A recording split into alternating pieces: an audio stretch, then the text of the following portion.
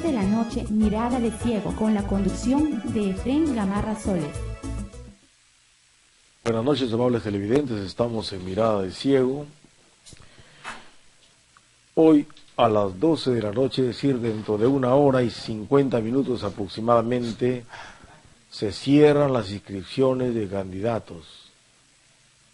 Parece mentira o pareciera mentira, pero la mayoría de partidos políticos y de movimientos están trabajando febrilmente para completar los requisitos y acercarse al Jurado Nacional de Elecciones que funciona en Santa Inés para registrarse.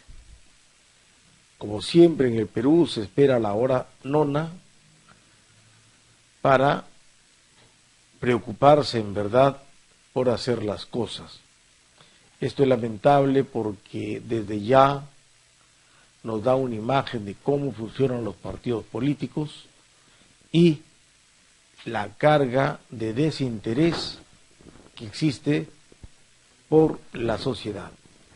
Y justamente para hablar sobre lo que está ocurriendo con la política criolla, hemos invitado al profesor Ubaldo Tejada Guerrero, analista global, quien con su experiencia nos va a dar luces de lo que está ocurriendo y por qué está ocurriendo.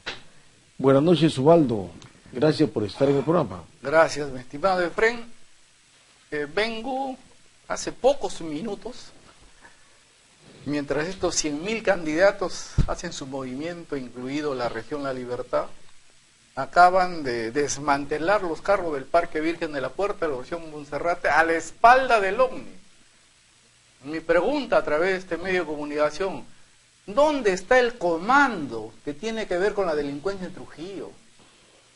Ese parque está a la espalda y a vista y paciencia prácticamente asaltan a los ciudadanos que viven en esa zona, que son las manzanas B', F', G' y E'. Entonces, esto parece algo surrealista ya, esta situación de este país, ¿no? 100.000 candidatos se frenan y en las narices la ciudadanía quiere otras cosas. En otras palabras, lo que te quiero decir, que las expectativas políticas de este país están a la espalda de lo que quiere la ciudadanía. ¿Qué te parece esto? Bueno, y en el OVNI funciona el comando de la policía, creo, ¿no? Así es. La parte justamente de... O sea, la cabeza de la policía está en el OVNI, claro, y ahí en la espalda hay una cochera, algo así, un depósito de carros, y los han desmantelado. Y se han robado el monumento a Alipio Ponce, por último. Claro, Alipio Ponce es... el símbolo de la Guardia Civil. El símbolo de la Guardia Civil. Pero es que existe un desinterés por los símbolos patrios, por los héroes nacionales.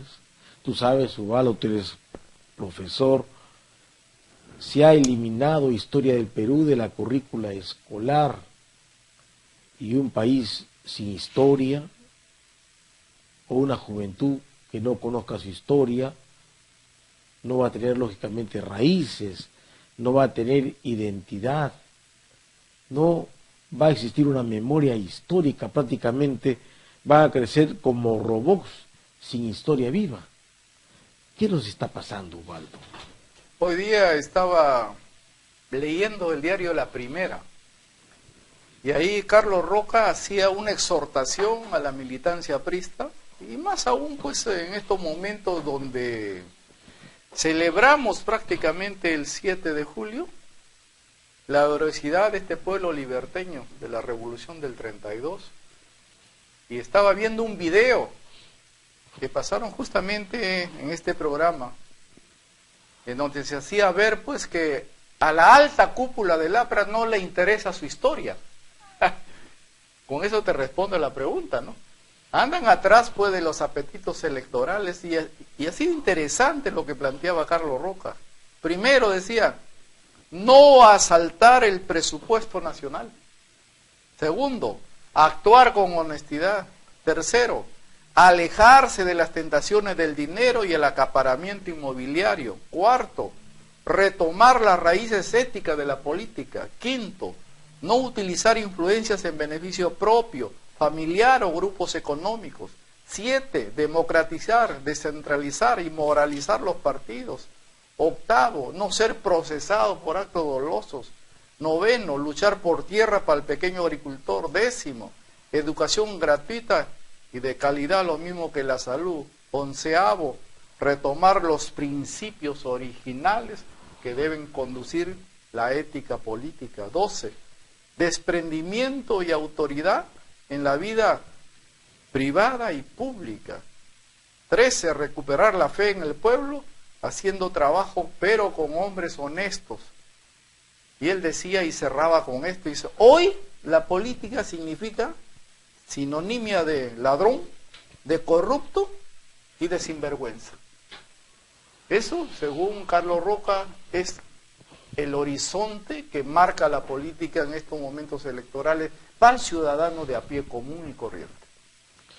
Bueno, y Carlos Roca no está muy lejano de la realidad, porque imagínate, Ubaldo, en estos momentos el transfugismo ya prácticamente habrá que cambiarle de nombre, porque existe un transfugismo institucionalizado en nuestro país, de manera de que un político puede estar en un partido, en el partido A, el primer mes, o comenzando el mes, terminando el mes se puede cambiar a un mes. Así es. Y así comienza a cambiar de partido en partido, y llegado a medio año ha cambiado por 8 o 10 partidos o movimientos, y nadie le dice nada y él se siente realizado o en busca de la realización personal.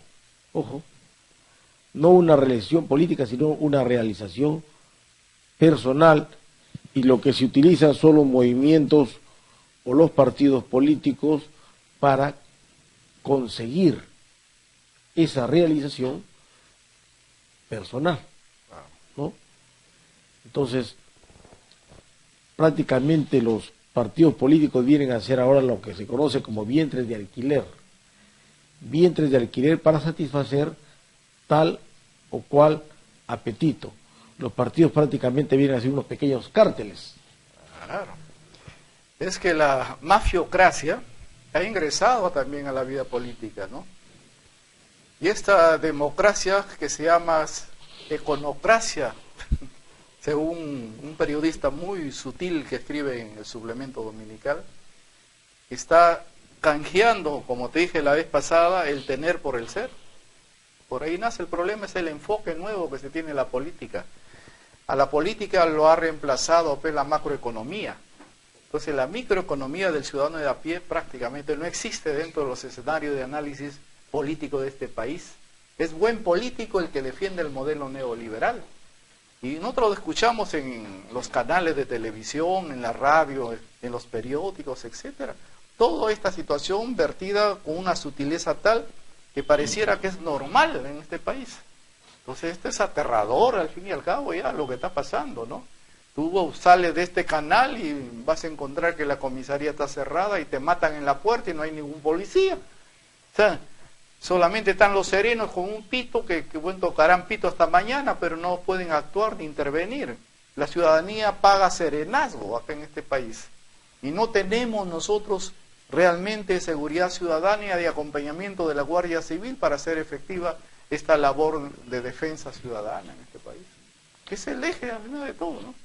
Claro, entonces la seguridad ciudadana, sobre todo acá en Trujillo, o la mal llamada Policía de Seguridad Ciudadana, es un canto de sirena, pues porque lo único que ha contribuido es a que el contribuyente pague a esos 800 efectivos y encima la banda de músicos pague, o sea, nuestras precarias economías, de ahí tenemos que sacar dinero para pagar mensualmente la manutención de todo este inmenso personal que al final pues no puede hacer mucho como tú lo dices, ¿no? Porque si hay un delincuente con una pistola, pues un sereno con un palo no puede hacer nada. Entonces se convierte también en víctima del atropello del delincuente armado. Ahora mira, Efren, la Policía Nacional conoce estos centros donde se produce la delincuencia, estos antros de corrupción, y no lo interviene porque realmente el Poder Judicial, que es una instancia donde llega este proceso, también está corrupto, pues. Entonces vemos cómo entran y sale como San Pedro en su casa, pues, esta banda de delincuentes. Hace poco nomás ha habido un crimen acá en la Hermelinda. Entonces los ciudadanos dicen, pues, si quiero ir a comprar mis cosas y me van a matar en la Hermelinda, ya no voy, pues, ¿no? Entonces, ¿qué seguridad tenían? El otro día han entrado a un Mall Plaza. Igual manera han desmantelado. Entonces estamos viviendo un clima que es necesario decirlo. Y mientras, como te digo, la parte política en del carrerismo electoral corre por un carril muy diferente a lo que realmente el ciudadano de a pie necesita. Y esto hay que verlo con los ojos y la grandeza que se necesita para pedirle a los políticos que se acerquen más al pueblo, que se acerquen más al pueblo. La macroeconomía ya sentó sus reales en Piura, en Lambayeque, en Ancash y en La Libertad. Toda la zona costa norte, macroeconómicamente, está sacando ingentes ganancias. Y a nivel nacional, pues, ahora dice Ubaldo Tejada, ¿quieres irrigaciones? Muy bien, lo vamos a financiar con tus impuestos que te vamos a poner a ti. Entonces te subimos el precio en los recibos de electricidad. ¿Quieres un teléfono de seguridad? Igual manera. Entonces, son plata que se recupera muy rápidamente en este país y de las cuales se benefician grandes grupos lobistas que al final los contratos se duplican y triplican sin ningún estudio técnico. Y este es un grave problema porque hay una grave responsabilidad también de los profesionales, de los colegios profesionales.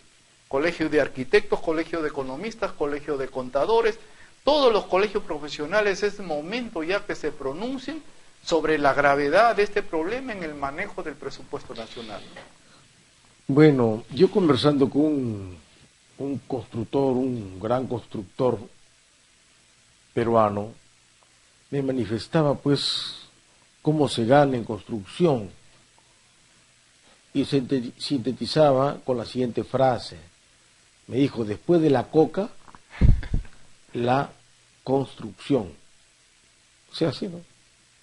Un constructor decía, después de la coca, la construcción. Pero es que el Perú creo que, no sé si hay otros países donde todas las obras, sobre todo las del Estado, a todas las obras se les adiciona los famosos adicionales, ¿no? Entonces, se va a construir una carretera, ya, presupuesto, por ejemplo, 1 millón de soles, pero luego salen los adicional, medio millón,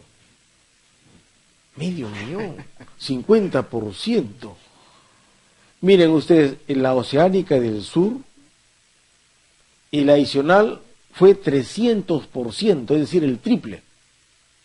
No, es que no se tomó en consideración.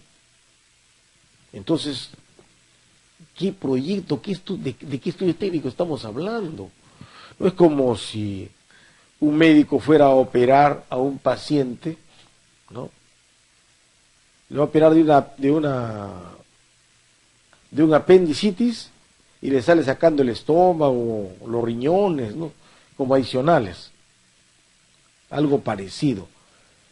Pero ustedes han escuchado, amables televidentes, que en una obra X, así como hay adicionales, haya habido sobrantes, es decir, que había calculado mucho y que se devuelva al fisco una parte de dinero.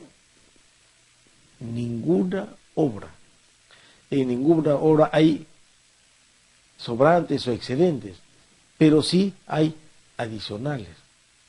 Esto, ¿qué opinas tú de los famosos adicionales, Ubaldo? Ahí hay dos partes en todo proyecto, en la viabilidad de un proyecto de inversión, ¿no? Especialmente del Estado.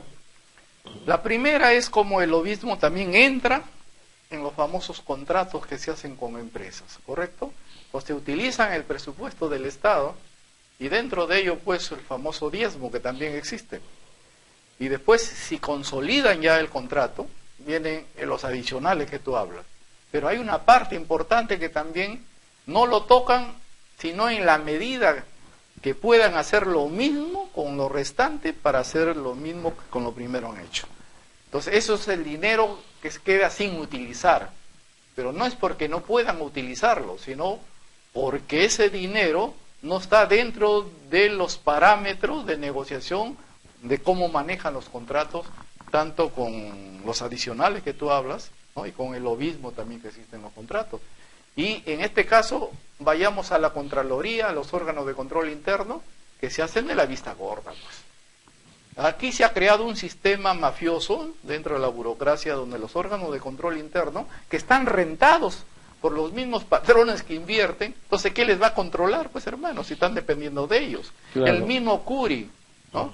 Que es el Contralor, solamente se dedica a dar estadísticas de la cantidad de procesos que ha detectado, pero de los cuales ni el 10% se han consolidado en sentencias firmes para recuperar ese dinero que ha sido mal habido indudablemente por estos señores, ¿no? Vamos a hacer una breve pausa para continuar con el profesor Ubaldo Tejada. Lunes a viernes a las 10 de la noche, Mirada de Ciego, con la conducción de Efrén Gamarra Soles.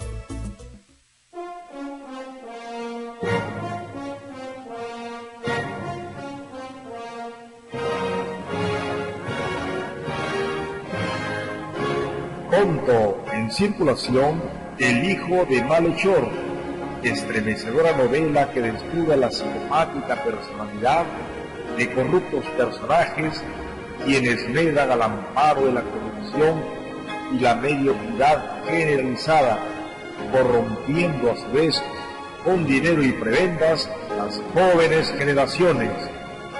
Si usted es corrupto, no compre la novela. Puede verse reflejado en uno de sus personajes. Pronto, El hijo de malhechor, novela del escritor Efrén Gamarra Soles.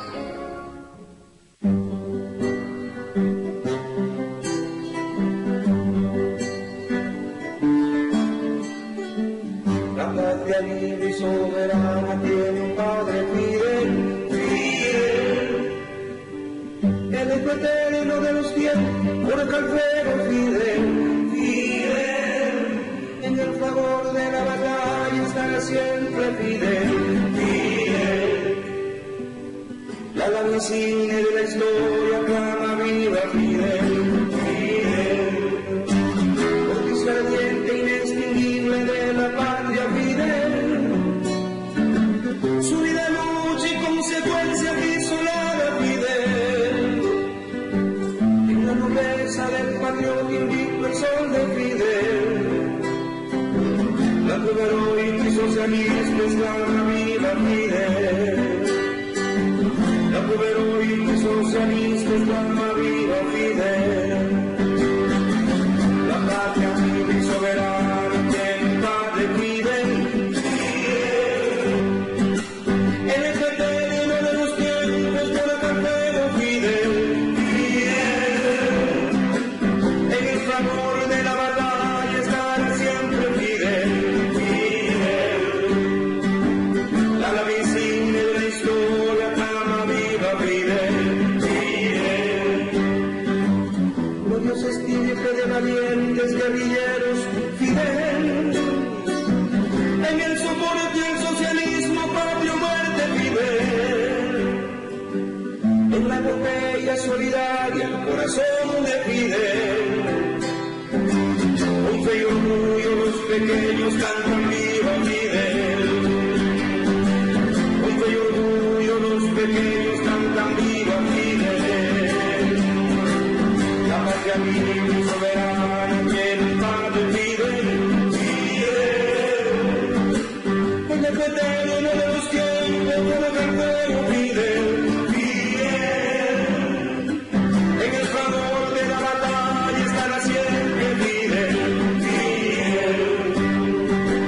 la insigne de la historia clama viva Fidel,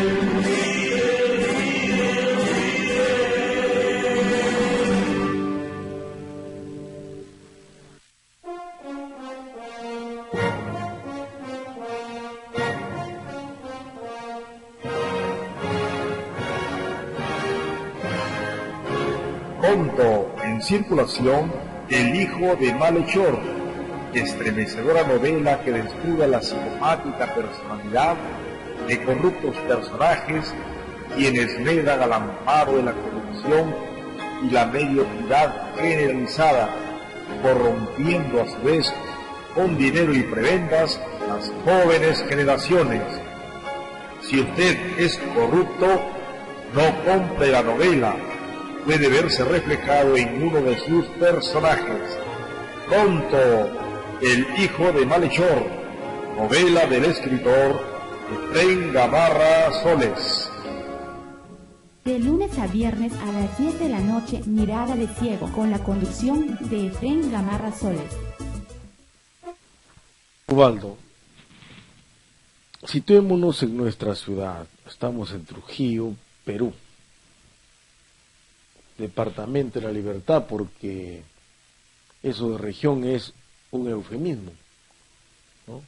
Es una mentira, porque lo único que se ha hecho en la famosa regionalización es cambiarle de nombre, ¿no? Los departamentos les han puesto regiones, de manera de que Perú es un país pródigo de regiones, ¿no? Especial. Las 3 regiones naturales fueron superadas en el papel, de manera que ahora tenemos 25 regiones, ¿no? Ubaldo, ¿qué opinas del devenir político en nuestra ciudad? Una ciudad llena de aspiraciones y a su vez pródiga en frustraciones. Mira, justo parece que me has adivinado el pensamiento. Muy temprano entré a Google para ver una revista que se llama América Economía, donde hay un artículo que se refiere a las mejores ciudades para hacer negocios en América Latina en 2014. Hay 3 ciudades: Trujillo, Lima y Arequipa. Entonces, se ha establecido un índice de competitividad urbana, que es un nuevo indicador que llaman la prueba ácida de la economía para ver el grado de competitividad. Y ahí señalan primero el marco social y político, el marco de dinamismo económico, los servicios de la empresa, servicios ejecutivos, infraestructura, capital humano, etcétera, etcétera. Pero además señala como motores de la economía de Trujillo, Camposol, Sociedad Agrícola Virú, Talsa, El Rocío, Casagrande, Cartavio, manufactura y minería, ¿no? Y que Trujillo está por encima de Asunción, de San Salvador, de La Paz, Tegucigalpa y Caracas. Entonces, está pues en los cielos, ¿no? Pero entrando más al artículo vemos que hay una gran debilidad. Educación, que está en primer lugar. Mira, entonces, ¿cuántas universidades hay en Trujillo? ¿Y por qué en este índice aparece prácticamente como la educación como una de las debilidades mayores que tiene la ciudad de Trujillo? Falta de transporte, infraestructura, servicios a empresas, etcétera. Entonces,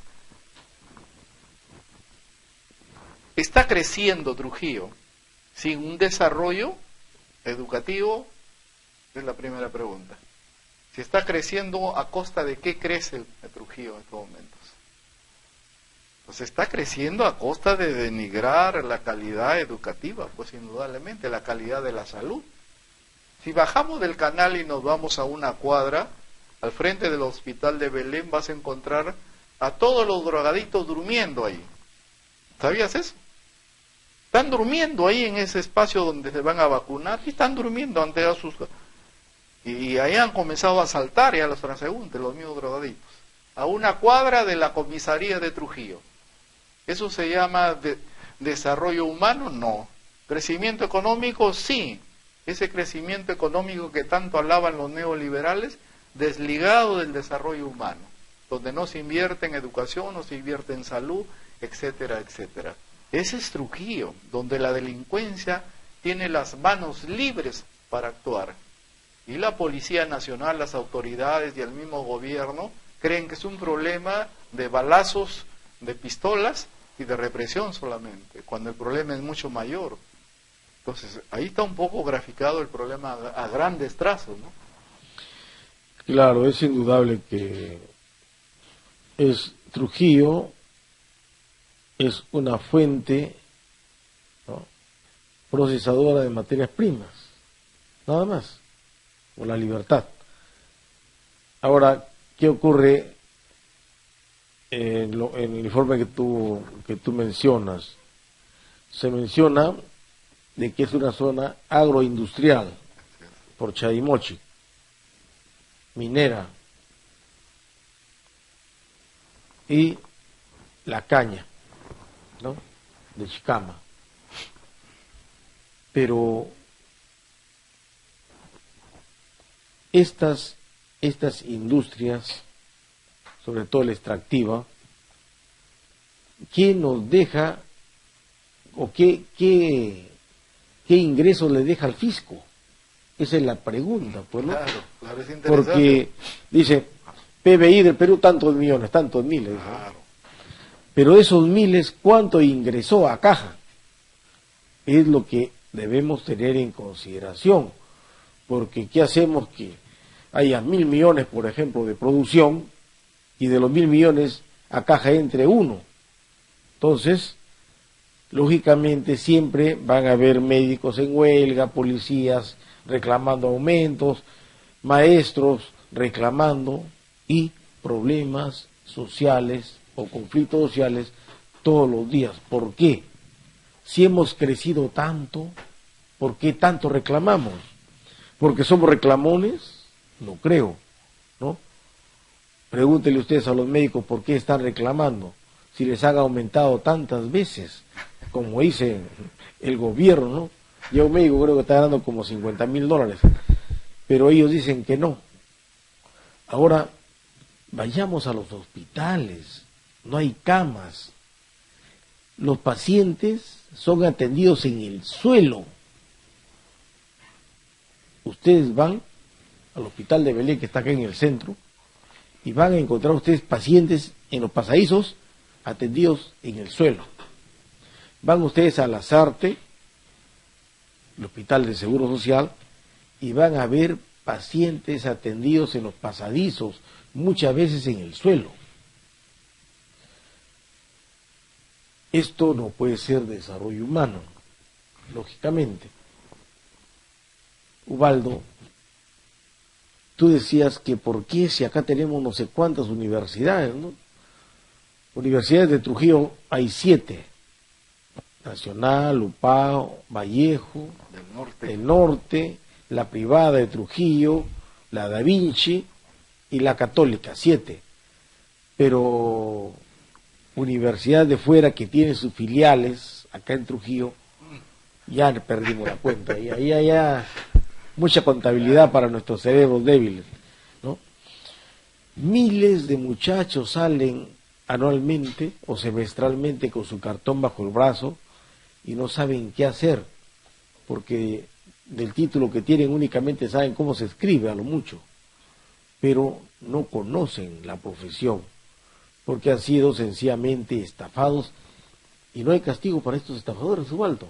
Claro. ¿Qué está pasando? Es que del campo ya del modelo neoliberal se ha pasado a la comedia del mercantilismo barato, que es otro negocio más. Tú recordarás de que en el tiempo Fujimori se instala centro de educación inicial, escuelas primarias y secundarias en cocheras de carros. Hoy eso ha sido reemplazado ya por las sucursales de las universidades. Pero hay dos factores que también hay que medirlo muy bien. El problema de las migraciones que están en aumento por el olvido que hay del campo en el Perú. Pues esas migraciones son masivas y están engrosando con mayor número el campo de la informalidad. He estado viendo la estadística final del ENI sobre informalidad en estos momentos, a esta hora en el Perú. Yo lo había dejado en 62.5% la informalidad. ¿Sabes cuánto está, Efren, ahora? 74.3% la informalidad. Es terrible. Ahora, la evasión tributaria anual, según SUNAT, son 16 millones anuales de evasión tributaria. Eso es lo que dice la SUNAT, que ya es de por sí fuerte. ¿16 o 16.000? No, 16 millones. Eso es lo que registra la SUNAT hoy día, ¿no? Pero no es 16.000 como podría ser, ¿no? Ahora, al 2012 se abrieron 11.000 negocios, pero casi el 80% han cerrado. Entonces, este crecimiento económico se refleja en Trujillo, claro. Trujillo, así como ha crecido macroeconómicamente, también tiene una población marginal e informal terrible. La Hermelinda es uno de los ejemplos. Los vendedores ambulantes de igual manera, ¿no? Acá vamos a crecer no más del 3 o 4% a una cifra muy positiva según los analistas económicos. Es que hay una descapitalización del campo, Waldo. Claro, claro. El campo, al campo se le descapitaliza a propósito para el cholo barato. Entonces, el migrante andino viene a la ciudad, viene desprotegido, viene inerme. Entonces va a engrosar la fila de los trabajadores de las agroindustrias. Claro. Entonces tiene su finalidad, la descapitalización del campo. Pero además, acá hay la figura que, como me decía Pierre de Sutter cuando estaba por los años 70 en Lima, el problema de las migraciones trae también aparejado que los profesionales que salen de las universidades, hay un estudio, mira, que en estos servicios de vigilancia en las calles hay infinidad de profesionales que están empleados, ojo, por estar desempleados dentro de su campo. Por ejemplo, eso es un indicador para darnos cuenta de la gravedad del problema. Mientras la China, que sigue creciendo en forma sostenida al 7.4%, ha tomado la medida radical de acelerar el gasto de los gobiernos regionales en la China, especialmente en el agro y en la demanda interna de sus productos. Es que la China está creciendo hacia adentro. Así es, así es. Acá miren, dicen, este año vamos a crecer solamente 4%, están preocupadísimos. En Japón no crece, hace 30 años no crece, dicen, está estancada la economía. Pero, ¿por qué están preocupados por el crecimiento? El crecimiento de las exportaciones. O sea que a nuestros señores empresarios no les interesa el crecimiento del bienestar de la población. No, ellos están interesados en el crecimiento de las exportaciones porque les deja utilidades. Y acá viene la figura, ¿no? O la doble figura, ¿no? Lo que es bueno para uno es malo para otros. Por ejemplo, hace poco el gobierno pues ha condonado deudas tributarias por más de 20.000 millones y además ha flexibilizado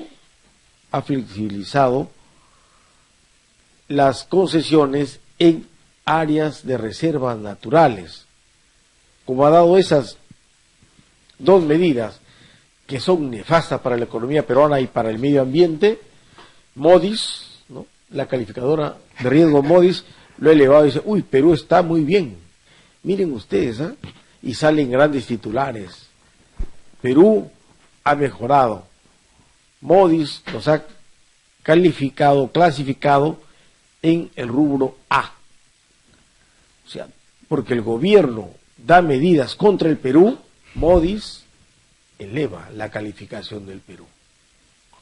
Así funcionamos. Y sale el presidente contento porque Moody's lo ha subido de categoría al Perú. ¿Qué puedes opinar de eso, Ubaldo? Es que el problema sigue siendo el mismo, ¿no? O sea, el Fondo Monetario Internacional, la OCDE, el Banco Mundial, todos ellos nos ponen indicadores de crecimiento económico para el Perú que se implementan a través del MEF, que al final es el superministerio. Entonces, con esos indicadores se maneja el crecimiento económico del Perú. Entonces, pero ese crecimiento está en la parte trasera respaldado por el modelo económico, que justamente primariza la economía y la agroindustria solamente sirve para alimentar a los países capitalistas fundamentalmente, porque la China está restringiendo prácticamente la compra de los productos en el Perú fuertemente, especialmente en el aspecto textil. Pero además hay una situación especial de la China que es bueno remarcar. Acá dice disminución de la cantidad de dinero en efectivo que algunos bancos deben tener como reserva. O sea, los obliga a los bancos a sacar el efectivo y ponerlo en circulación para reactivar la economía, cosa que no ocurre acá. Acá tenemos un superávit en el Banco Central de Reserva que prácticamente es un ring, una reserva internacional neta, que le sirve de colchón en la emergencia de cubrir alguna crisis que se produzca en los grandes intereses económicos del Perú, ¿no? Lo único que puede hacer peligrar a China como medidor del termómetro mundial es lo que puede servir ya con el sector hipotecario, mobiliario en la China también, que es un problema mundial, que acá en el Perú también se va a reflejar. Entonces, esos factores todavía no están bien analizados, pero hay que ponerlos por delante dentro de este análisis que los ciudadanos deben conocer, ¿no? Claro, y otra cosa, Ubaldo, de que aquí en el Perú siempre nos dan gato por liebre, ¿no? Porque todas las estadísticas son engañosas o inducen al engaño. Entonces, al no haber certidumbre de las estadísticas porque son maquilladas, siempre la desnutrición infantil, la pobreza extrema y otros indicadores son tergiversados, ¿no? Y eso el mío Farid Matuk, ex jefe del INEI, lo denunció y varias veces ha reiterado que las cifras son maquilladas de acuerdo a los intereses del presidente gobernante de turno. Claro, es que el problema es que el CEPLAN, que va a cumplir un rol por primera vez en la historia del mundo, en este evento que está realizándose acá en el Perú, nos va a permitir hasta qué punto el CEPLAN está articulado con los proyectos regionales en este país. En síntesis, vamos a ver si tenemos un proyecto de país o si solamente va a obedecer a los indicadores macroeconómicos mundiales para que el CEPLAN ajuste sus cifras a las exigencias de este modelo, ¿no? Oye, hace unos momentos has dicho algo muy cierto, Ubaldo, de que existe un excedente de liquidez en el BCR. Sin embargo, parece que a la fuerza, nos quieren volver deudores eternos. Se ha aprobado un paquete de megaproyectos por 15.000 millones de dólares. 15.000 millones de dólares, es un infierno de dinero. Y todos estos 15.000 millones de dólares van a ser mediante créditos externos. O sea que nos van a endeudar por 15.000 millones de dólares en megaproyectos, la mayoría inoficiosos y sobrevaluados, como lo ha denunciado Hildebrand. El gasoducto del sur de 1.500 millones que costaba, ahora cuesta 7.500. ¿Quién podrá salvarnos, Ubaldo? O sea, Petroperú también está sobrevaluado. Así es. ¿No? ¿Y quién captura a esos grandes sobrevaluadores o mega sobrevaluadores? Claro, es una especie de mafia económica internacional cuyos operadores están centralizados en el mismo Estado peruano donde están instalados. No hay que olvidarse que Castilla es un superviviente que garantiza la caja, ¿no?, en función de los indicadores que le señalan a nivel internacional. Y eso es muy importante para evaluar también lo que está sucediendo con los nuevos paquetes económicos que se comienzan a implementar. Y esto es muy importante porque ahora es como estabas pescando y ahora ese paquete económico algo similar es un barco rastrero y ahora sí vamos con todo ya.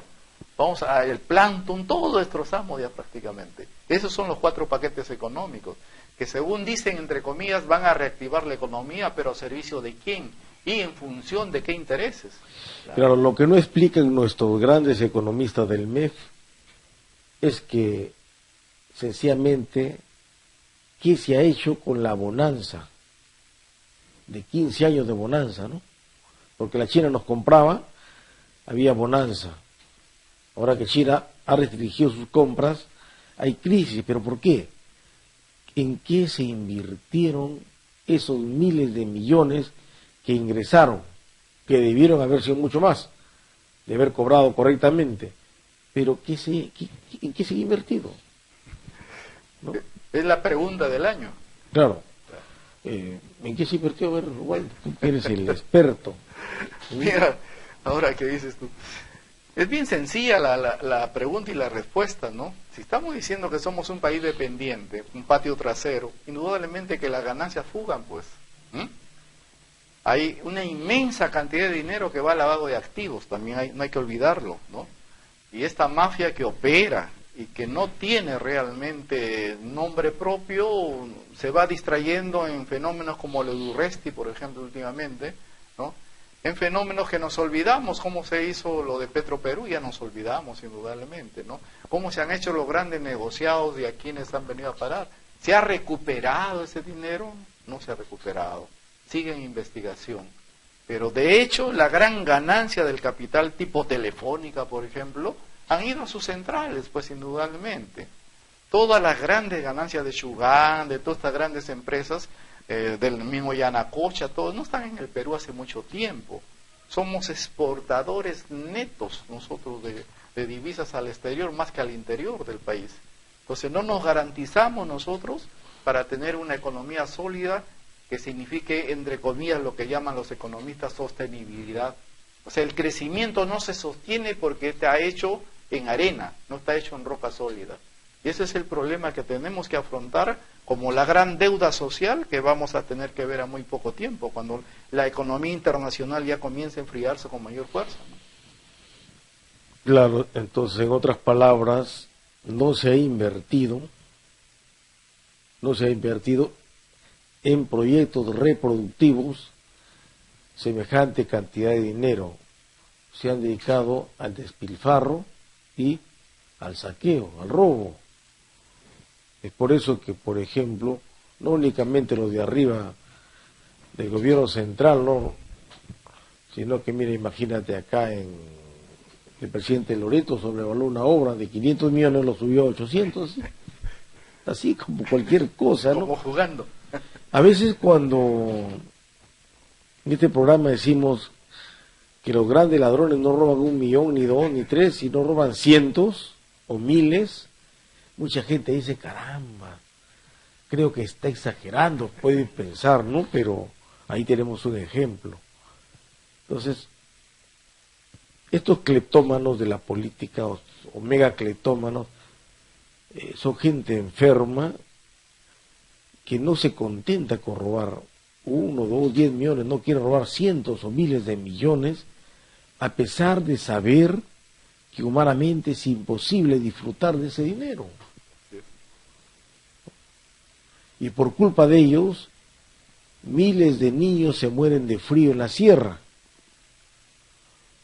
Y otros cientos de miles se mueren de hambre en las ciudades y también en el campo. Pero no les interesa. O sea, no hay conciencia de la realidad ni del daño inmenso que le están haciendo a la patria. Tal vez por esto hayan eliminado todos los cursos que existían antes, ¿no? Educación cívica, IPM, historia. O sea, estamos produciendo futuros robots sin cerebro, a los cuales se les tiene que programar para que hagan o desempeñen tal o cual tarea. A eso estamos llegando. Ese es un problema humano. El ser humano debe ser el eje del desarrollo económico. Una economía sin rostro humano no tiene razón de ser. La economía es justamente una ciencia social, sino que con este modelo nada han trastocado en cifras, en indicadores, en análisis netamente estadísticos. Y el ser humano no existe ahí. El ser humano es parte de la estadística. No es el que se beneficia prácticamente de esa bonanza o superbonanza económica. Entonces es cuestión de modelo. Y en eso prácticamente los candidatos no dicen nada, ¿no? Incluyendo, mira, para ponerle un ejemplo muy pequeñito de la ley de partidos en el modelo electoral, ¿no? Están diseñados justamente para el que tiene más plata. El que mayor invierte es el que tiene mayor posibilidad de ganar. Y eso significa, pues, que la economía neoliberal también se cuida de sacar sus leyes para el fomento de la democracia, entre comillas, que no significa participación efectiva de la ciudadanía. Acá tengo un amigo que también trabaja acá en esta casa, Herrera, y él dice una cosa bien clara. Dice, voto informado, un voto pensante para saber elegir. Y eso es lo que falta, lo que tú señalas, pues no hay una educación cívica, en otras palabras, de la ciudadanía. Se ha abandonado prácticamente, está libre, pero tampoco seamos pesimistas porque hay también un descrédito de la casta política en este país que hay que tomarla en cuenta en este proceso que se viene 2014-2016, cuyos eventos pueden verse trastocados por una serie de accidentes que no están calculados por el dinero. Claro, pero sin duda el dinero influye bastante, pero imagínate, si hubiera sido únicamente por el dinero, Vargas Llosa hubiera sido presidente. Así es. ¿No? Susana Villarán no hubiera sido alcaldesa, ¿no? Ni Ollanta tampoco, presidenta. O sea que si el dinero en verdad influye, no determina. Es que parece, como tú dices, la sociedad peruana está madurando, los peruanos con toda nuestra ignorancia inducida, estamos despertando, ¿no? Llega un señor, nos regala 1 kilo de arroz y nos pide nuestro voto, recibimos el arroz, pero no le damos el voto, ¿no? Entonces, las circunstancias tan duras por las que pasamos nos están haciendo despertar como pueblo, ¿no? En otras palabras, el pueblo está tomando conciencia de sí mismo y de sus circunstancias. Entonces, Ubaldo, para terminar, ¿cuál sería el mensaje que tú como analista tendrías para la población peruana o trujillana y liberteña en estos tiempos electorales? Mira, la recomendación que no es mía, sino lo que dice el sentido común, primero es una reflexión profunda de lo que está pasando en este país. Y no fijarse en los candidatos, sino fundamentalmente en las propuestas, en función de ofrecer el equipo idóneo y también el compromiso de hacer efectivas sus promesas y una evaluación también de esas promesas que se ofertan en el panorama electoral. Si no hay eso, va a ser muy difícil que la ciudadanía logre cubrir sus expectativas en este proceso electoral. Pero siendo positivos, yo creo que estamos madurando, como tú dices, un amanecer muy diferente a lo que estamos viendo nosotros en este panorama, para acabar con la corrupción, acabar con la delincuencia, acabar con el narcotráfico, que tengamos realmente nosotros no solamente las comisarías que vemos en este país, sacar la corrupción del Poder Judicial, sacar la corrupción de la Policía Nacional, cubrir los espacios de salud, de educación que tanta falta hacen en este país. Eso tiene que estar incluido en las plataformas de las propuestas electorales hoy en día, porque va a haber una ronda en la cual se lo va a comprometer hasta octubre a estos señores, cuál va a ser realmente su compromiso con estos elementos que nosotros estamos señalando. Y finalmente pedirle a los ciudadanos que tomemos conciencia y nos organicemos. ¿Por qué? En esta crisis de instituciones que está pasando este país, la ciudadanía organizada es la única respuesta que tenemos nosotros frente a este panorama que nos ofrece las castas políticas en este país, ¿no? Muchas gracias, Ubaldo, por haber estado en el programa. Amigos, con ustedes será hasta el día de mañana.